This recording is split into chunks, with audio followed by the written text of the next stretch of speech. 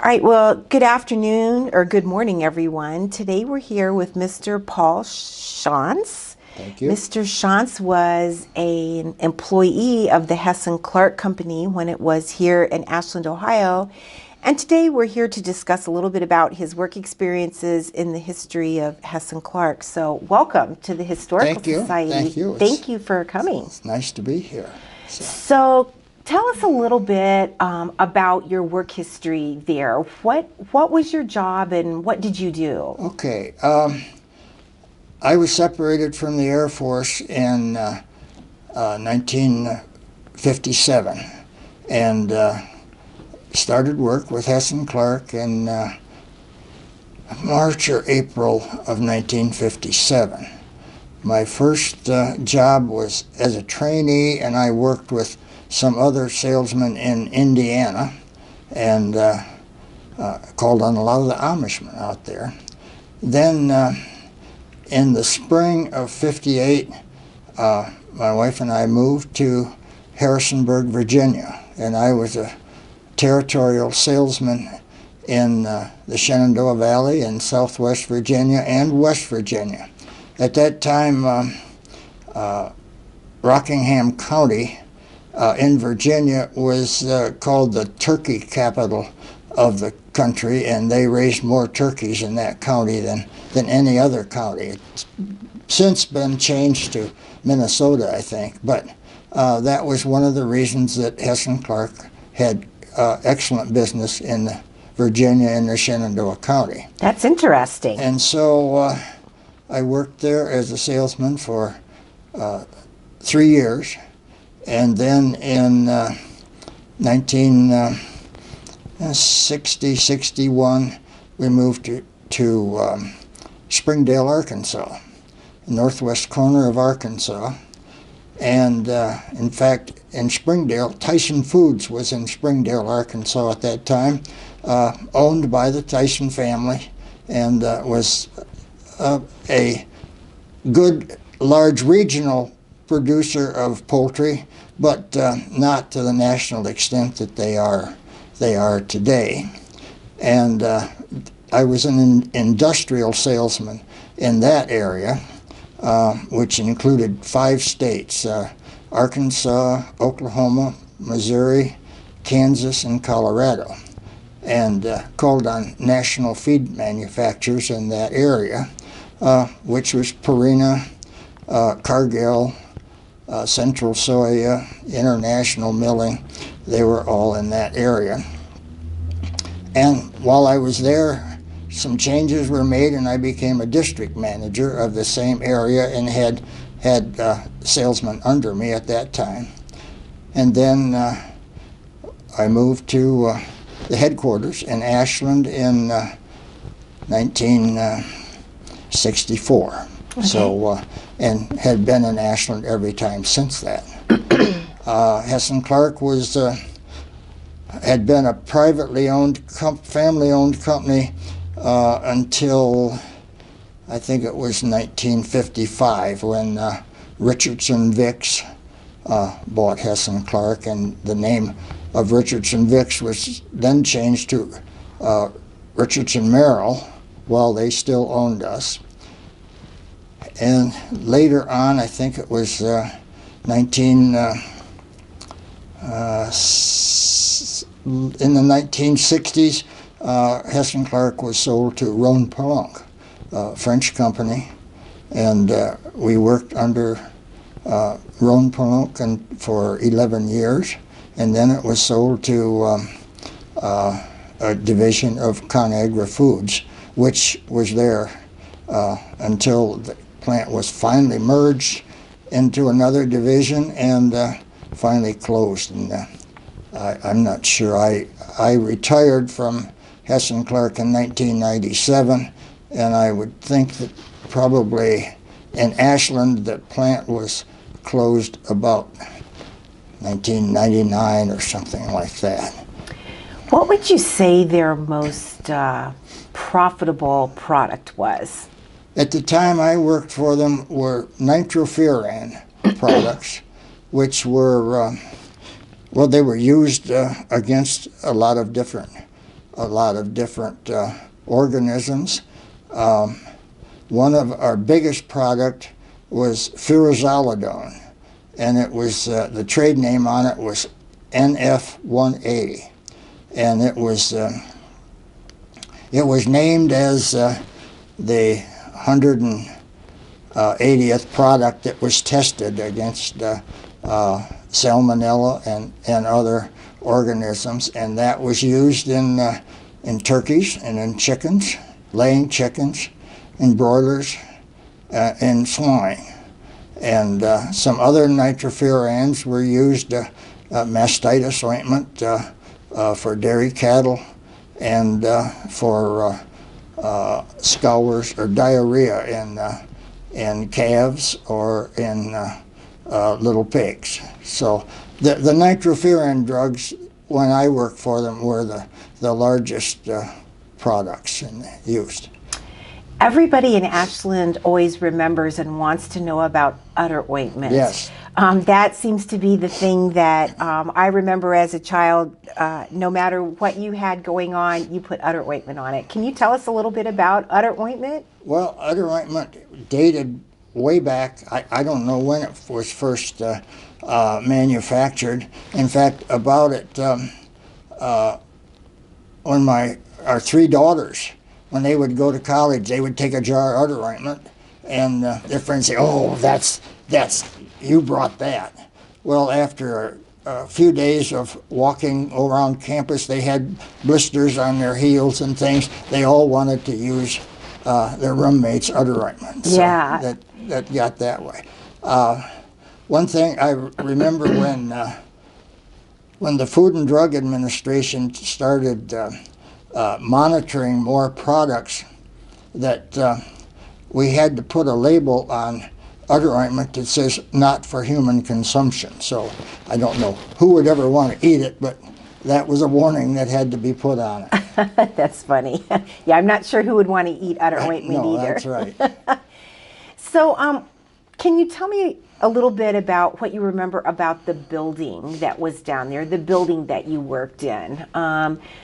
When the building was torn down, there were some interesting stories of a beautiful fireplace being in jail clerk's office, and some of the things about the building. And people are always interested about what did it look like, and how did you use that building? Yeah, that fireplace was in the office. It was always the president's office, and our offices were on the north side of the road, and in the basement was the printing company. They did Hess and Clark did a lot of their own printing, and across the street was the manufacturing and the warehousing to ship out finished products, and also the laboratory that tested ingredients before they were used. So I think that's what I remember about it. The silos that are remaining at this time, apparently they were for cornmeal, but I don't remember them ever being in use from the time that I started with the company. So I don't have any recollection of that. Do you have any memories, or do you remember the research farm being out on 250? Oh yes. Dr. Harwood was in charge of the research at that time, and that worked on all different animals. Quail were used a lot in the poultry research, because you could quail, the hatching time for baby quail was it might have been 19 days or 20 days. Oh wow! And you could get through a number of different generations in a hurry that way. So you could see what a product did to this first generation, second generation, third, in a matter of a few months. Wow, that's interesting. So the products that they had out there at the time that you worked there, were they continuing to develop new products, or were they improving on the products that they already were manufacturing? Both. The problem that Hess and Clark had in new products was they were not basic. Hess and Clark was not a manufacturer of or a developer of any products. They had to find products that from other companies that had been developed that they could then develop further into Gotcha. useful products. Okay. So that made a big difference there on how much expansion they could go, because Hess and Clark, some of our competitors were Pfizer, American Cyanamid, Dow Chemical, and all of those were basic manufacturers, and so they had their own products that they were in competition with us with. So Hess and Clark, in essence, was able to recreate some of those base products, but enhance them, or Yes. what, for animal science? Yes, okay. Gotcha. Okay, that's interesting. In addition to the medications that went into animal feeds and national manufacturers, or into companies that raised their own poultry and such, we had a line of disinfectants, which for swine nurseries and things to keep it clean up, and rodenticides for rats and mice too. We were a big marketer of those products. Here at the Historical Society, we have examples of many of those types of products that Mr. Schantz references today, and the boxes and the leaflets and the pamphlets that go with them. So coming down here to see those exhibits is very interesting. One of the rodenticides was called Wharf Rat, WARF, and warfarin is still used in human medication today for people with heart problems. Yes. When you worked at Hess and Clark, what would you say was your, I guess, most exciting part of your job? What did you like the most about your job working there? Wow. Over 40 years, what was it? You must have liked lots of things if you worked there for 40 years. A lot of them, yes.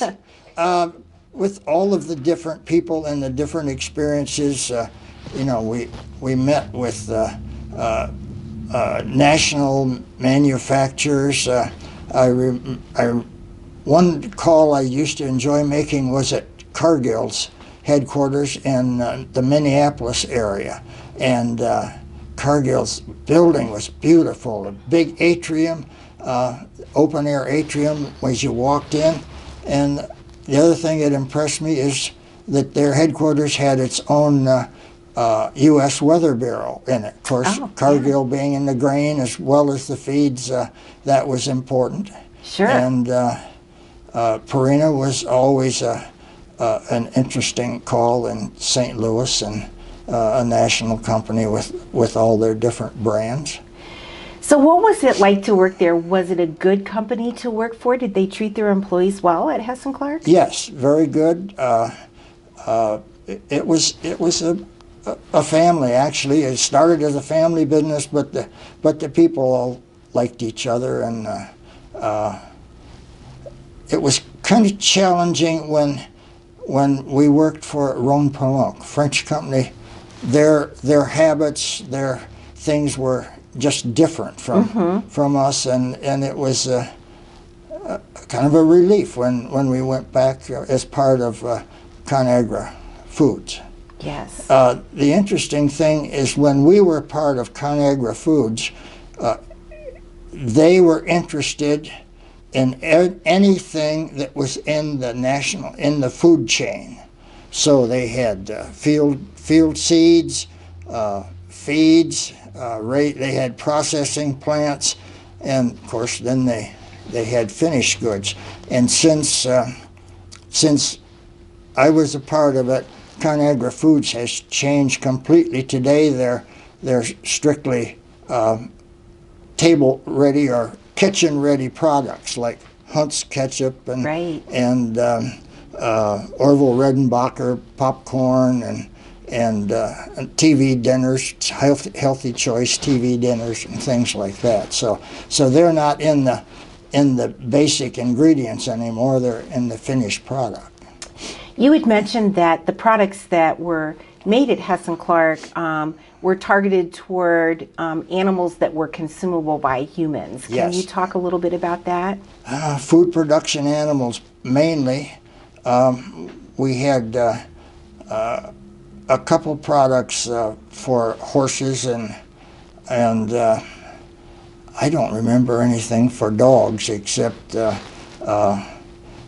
for kennels maybe disinfectants or rodenticides. But other than that, it was strictly food production animals, and so that made it a real challenge in developing products too, because you had to research had to find out how it affected the animal, and then how did it affect the people that consumed the animal. Right. So you had to check more than just for how it affected the animal or how it affected the people. Right. It was a combination. So kind of a challenge, I'm imagining, getting to market sometimes, just because you had that two-step process that you had to go through. So which was very interesting. more than that. So. What else did I maybe not ask you about Hess and Clark that you think people would be interested in knowing? Oh boy.